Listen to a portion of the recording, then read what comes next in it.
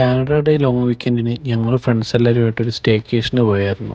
ഞങ്ങളെപ്പോലെ തന്നെ ലില്ലി നല്ല എക്സൈറ്റഡ് ആയിരുന്നു. പോകുന്ന വഴി ഒരു മലയാളി റെസ്റ്റോറൻറ്റ് ഞങ്ങൾ ഫുഡ് കഴിക്കാൻ കയറി. ഇവിടുത്തെ മുളങ്കുത്ത് ബിരിയാണി ഒരു സ്പെഷ്യൽ ഐറ്റം ആയിരുന്നു. ഫുഡ് ഓടിച്ചിട്ട് ഞങ്ങൾ നേരെ സ്റ്റേക്കേഷൻ സ്പോട്ടിലോട്ട് വിട്ടു. ഏതാണ്ട് ഉച്ചയോടുകൂടി ഞങ്ങൾ അവിടെ എത്തി. ഇവിടെ എല്ലാം ഒരു വിൻറ്റേജ് വൈബായിരുന്നു.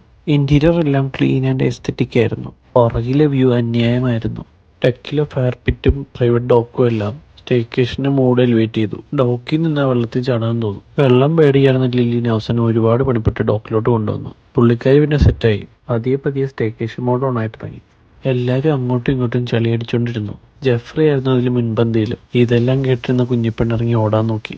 അവസാനം എല്ലാം ജെഫ്രിക്ക് മുമ്പേ കീഴടങ്ങി. ഒരു സൈഡിൽ ചിക്കനെല്ലാം നല്ല ഗ്രില്ലിൽ മരിഞ്ഞുകൊണ്ടേയിരുന്നു. സൺസെറ്റ് ആയപ്പോൾ ബാൽക്കണിയിലൊക്കെ നല്ല ആംബിയൻസ് ആയിരുന്നു. Full of raise.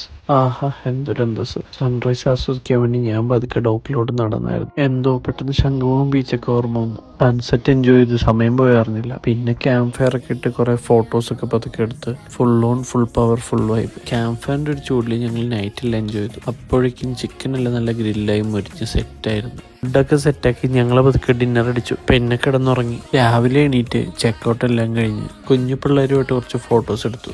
പിന്നെ പതുക്കെ തിരിച്ച് വീട്ടിലോട്ട് വിട്ടു.